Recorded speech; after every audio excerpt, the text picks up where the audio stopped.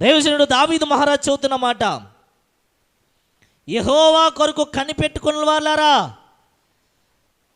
మీరందరూ మనస్సును ధైర్యం వహించి నిబ్బరంగా ఉండండి. ఇంకా అంటున్నాడు, కీర్తన గ్రంథంలో 18వ అధ్యాయంలో ఈ మాట రాయబడం చూద్దాం. కీర్తనలో 18వ అధ్యాయం 16వ వచనం చదువుదాం. 16, 17 వచనం, 18వ వచనం.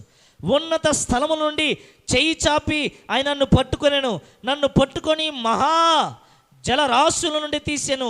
బలవంతులకు పగవారు నన్ను ద్వేషించువారు నాకంటే బలిష్ఠులై ఉండగా వారి వశము నుండి ఆయన నన్ను రక్షించెను. ఆపత్కాలమందు వారు నా మీదికి రాగా యెహోవా నన్ను ఆదుకొనెను. Praise the lord.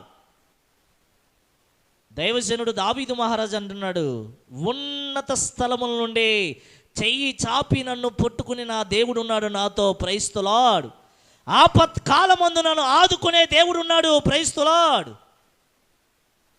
దైవజనుడు దావీదు మహారాజు చెబుతున్న మాటలు, తన చుట్టూ పరిస్థితులు ఎలా ఉన్నా, తన చుట్టూ పరిస్థితులు ఎలా కృంగదీస్తున్నా, తన చుట్టూ ఉన్న పరిస్థితులు తనని బలహీనపరుస్తున్నా, తనకు బలముగా, తనకు ధైర్యంగా, తనకు అండగా, తనకు శైల్యంగా, తన కోటగా నిలిచిన దేవుని బట్టి ధైర్యం తెచ్చుకున్నాడు దావీదు మహారాజు ఎన్నో అనుభవాల్లో.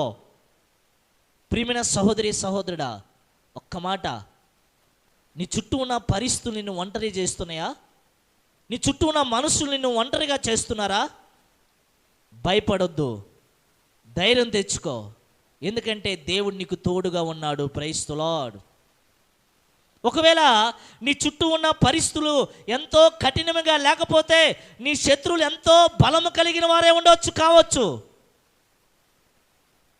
నీ చుట్టూ ఉన్న పరిస్థితులు ఎంతో కఠినముగా, నీ శత్రువులు ఎంతో బలవంతులు కావచ్చు. గుర్తుంచుకో, ధైర్యం తెచ్చుకో, ఎందుకంటే దేవుడు నీకు విజయాన్ని ఇవ్వబోతున్నాడు. Praise the lord.